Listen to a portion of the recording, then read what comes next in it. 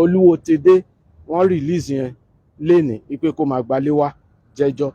So a ní sùúrù di Monday, so we are getting there, and I believe the judiciary is up to the task. Please don't forget to subscribe, comment, share with your friends to have access to this kind of content that you have here. Don't forget to subscribe. I love and respect you. I'll be right back. My name is Tani. I'm one of the councils representing. Please speak up, sir. Aziz Adebola Olohun at the Oba area court in Lori. We just left the premises of the court. The second defendant has been granted bail just because his bail application was not counted, while ours, the first defendant, his bail application was counted by the prosecution. I think let's take solace in that, inflicting unnecessary pain on human beings. Whichever way, the matter has been adjourned till Monday, 25th. Wọ́n ti fi bàbá Tèdé sílẹ̀, àná agbọ́n kan tí lọ́ọ̀yà àwọn alákatakítí ẹlẹ́sìn, agbọ́n kan tí lọ́ọ̀yà wọn sọ.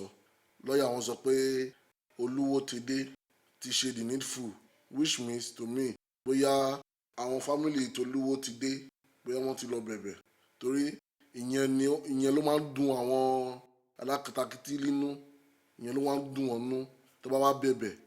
So èní náà tí wọ́n tún gbé Talọlọ́run lọ sí Supreme Court will grant a bail, but ó tún di Monday kó tó tún gbé Talọlọ́run lọ sí court padà, àmọ́ àwọn nǹkan tí máa tá ṣẹlẹ̀. But at the end of the day, àwọn people sọ pé wọ́n fẹ́ yẹ kí Talọlọ́run lo 50 days, pé 50 days Talọlọ́run á pé kó tó lè mọ̀ bóyá máa fi ilẹ̀ lọ, torí láyé àtijọ́ òun ni èèyàn méjì tí máa ń búra wọn, òun ni èèyàn méjì tí máa ń jà tí ò ní sí kankan. But listen, àwọn people sọ pé tó bá búyàn defamation ni, tó bá sọ pé èèyàn ṣe lè defamation ni. Ṣé àwọn tó wá wà Nàìjíríà báyìí ṣé wọ́n máa bẹ̀rù àti sọ̀rọ̀? Mọ́ni kò sẹ́nibọ̀dì tó lè sọ tinú ẹ̀ jáde báyìí torí pé àwọn èèyàn máa bẹ̀rù defamation. No matter how you try, ẹ lè di ẹnu àwọn èèyàn, kò lè possible. And no matter how you try, ẹ lè force àwọn èèyàn sínú ẹ̀sìn akatakítí yín, torí ẹ̀sìn mùsùlùmí yẹn kò kí ṣe ẹ̀sìn, kò yẹ kó jẹ́ ẹ̀sìn àtọ́, torí ẹ̀sìn ẹlẹ́sìn, ẹ̀sìn àwọn Arab òun lè lọ gbé wá sí Nàìjíríà kó máa practice. Ẹ̀sìn wa, ẹ̀sìn ìṣẹ̀ṣe, ẹ jù sílẹ̀, ẹ lọ ń jà fún Ọlọ́run tí kò ṣe Ọlọ́run ti yín.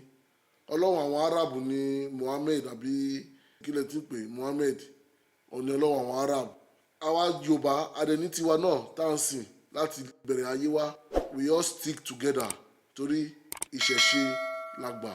Tẹ́ bá gbọ́rọ̀ yẹn pé ìṣẹ̀ṣe làgbà, no matter what, kò kí ṣe Islam làgbà, ìṣẹ̀ṣe làgbà, nǹkan tó máa tẹ̀lé nìyẹn.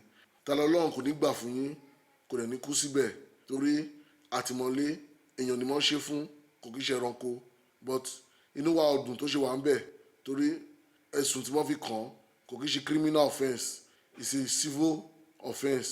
Díù pé àwọn Ìlọrin ló control court tó wà nílùú wọn, òun ló jẹ́ kí gbogbo nǹkan yìí máa ṣẹlẹ̀, torí a gbọ́ pé àti judge o àti ọlọ́pàá o, gbogbo yín mùsùlùmí náà ni yín, so kò sí kankan tẹ́ lè ṣe, Ọlọ́run jù ní lọ, má pàpà fi ọmọ yẹn lẹ̀, kò sí kankan tá a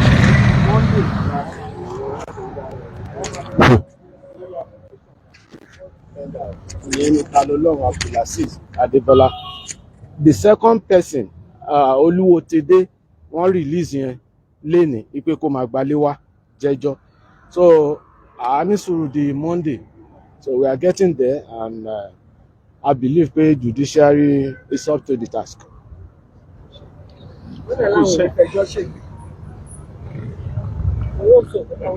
Yes. All right. That's it for us.